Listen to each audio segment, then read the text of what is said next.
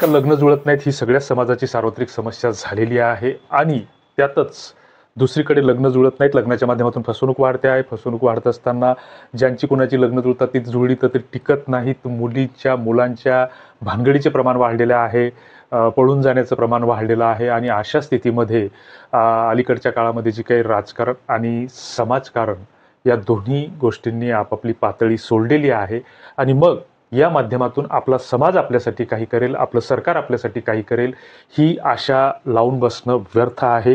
आणि त्यातच मग बऱ्याचदा राजकारणाची भाषा ही चिथावणीखोर असते, चिखलफेकीची असते. मात्र समाजकारणातही आता तीच भाषाशैली जन्म घेऊ लागलेली आहे. अलीकडच्या काळामध्ये महाराष्ट्रामध्ये दोन नेते उदयाला आलेले आहेत. एक मराठा आरक्षणाच्या माध्यमातून मनोज जरांगे पाटील हे सकल मराठा समाजाचं नेतृत्व समर्थपणे करत आहे, तर दुसरीकडे ओबीसींच्या आरक्षणाचा प्रश्न घेऊन लक्ष्मण हाके हे सुद्धा एक महाराष्ट्रामध्ये चर्चेला आलेलं एक नेतृत्व आहे. आता वास्तविक चर्चेत येण्यासाठी किंवा आपल्या प्रश्नांकडे, आपल्या समस्याकडे लक्ष वेधण्यासाठी बऱ्याचदा चिथावणीखोर भाषेचा वापर केला जातो.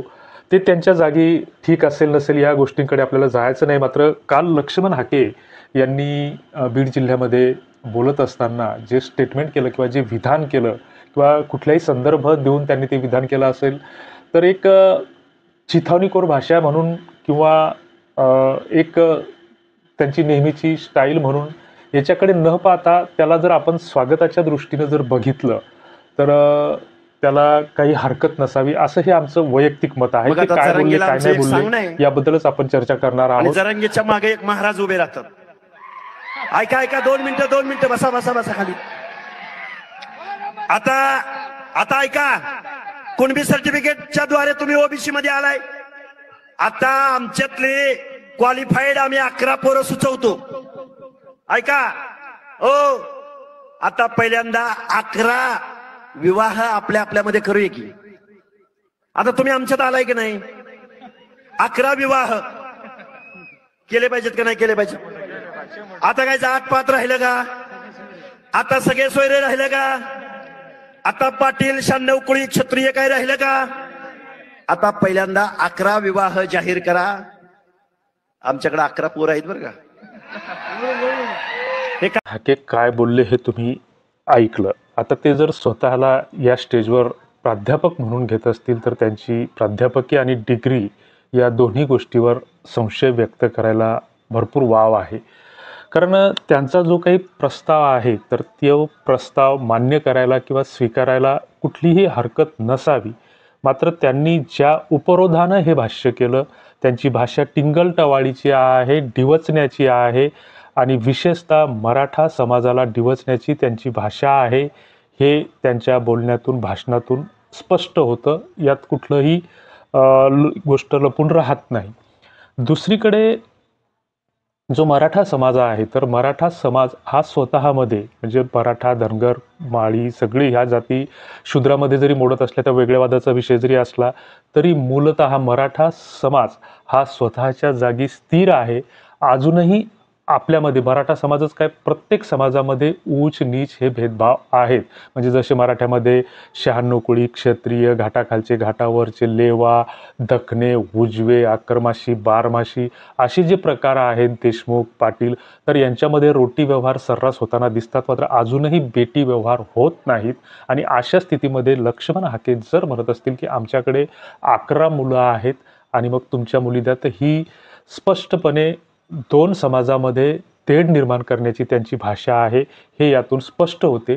परंतु त्याही पलीकडे जर समाजातील कोणी चांगले नेते असतील, जसं आता मराठा समाज हा जरांगे पाटलाच्या पाठीमागं समर्थपणे उभा आहे आणि दुसरीकडे आमच्या मुलामुलींची लग्न जर जुळत नसतील तर मग गाव खेड्यामध्ये किंवा शहरामध्ये ज्या काही वेगवेगळ्या जाती आहेत, उपजाती आहेत, मग ओबीसी आणि ओपन असतील, मराठा, कुणबी, कुंभार, माळी ह्या ज्या उपजाती असतील तर यांच्यासाठी जसं सरकार आंतरजातीय विवाहासाठी प्रोत्साहन म्हणून 10,000 25,000 रुपये देतं, तर असं या समाज धोरणांनी सकारात्मक भावनेनं पुढाकार घ्यायला कुठलीही हरकत नसावी.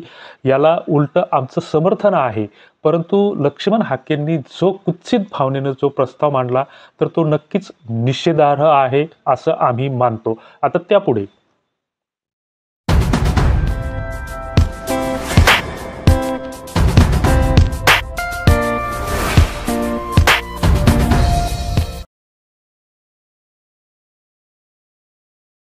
खरं पाहिलं तर ओबीसीमध्ये ज्या काही वेगवेगळ्या जाती आहेत, मग तेली, माळी, धनगर ज्या काही जाती असतील, आता मराठा समाज हा सुद्धा अनेक वर्षांपासून ओबीसीमध्ये आहे. आमच्या विदर्भामध्ये मराठा जे आहेत तर तेच कुणबी आहेत, कुणबीचं प्रमाणपत्र घेऊन आहेत, म्हणजे एकीकडे ते इतर मागासवर्ग प्रवर्गामध्ये येतात. राजकीय आरक्षणाचा किंवा ओबीसी आरक्षणाचा ते फायदा घेतात. आणि अशा स्थितीमध्ये याचा जर सारासार विचार केला तर जी काही चातुर्वर्ण व्यवस्था आहे, तर आपण मूळ हे आसूर कुळातील आहोत. हे खरं तर वेगळ्या वादाचा विषय ठरू शकतो, वेगळ्या चर्चेचा विषय ठरू शकतो. आणि आपण मराठी असो किंवा ओबीसी असो, सगळेच शूद्र आहोत, हाही कुठेतरी वादाचा किंवा चर्चेचा विषय ठरू शकतो. मात्र एकीकडे लग्न जुळत नाहीत, आणि लग्न जुळत नाहीत अशा स्थितीमध्ये लक्ष्मण हाके बोलत असताना त्यांनी ओबीसी समाजातील तरुणांच्या लग्नांचा जाहीर सभेतून एक प्रस्ताव मांडला. मग जरांगे पाटलांना उद्देशून त्यांनी हे विधान केलेलं आहे. वास्तविक त्यांनी ते डिवचण्याच्या हिशोबाने केलेलं आहे. मात्र त्याकडे त्या दृष्टीनं आपण न पाहता तुम्ही मागात झालात ना, मग तर जरांगेंना माझं सांगणं आहे की तुम्ही कुणबी प्रमाणपत्राद्वारे तुम्ही ओबीसीमध्ये आला आहात, तर आम्ही आमच्यातील क्वालिफाईड पोरं सुचवतो. आता पहिले 11 विवाह आपापल्यामध्ये ठरवूयात, असं विधान त्यांनी केलेलं आहे.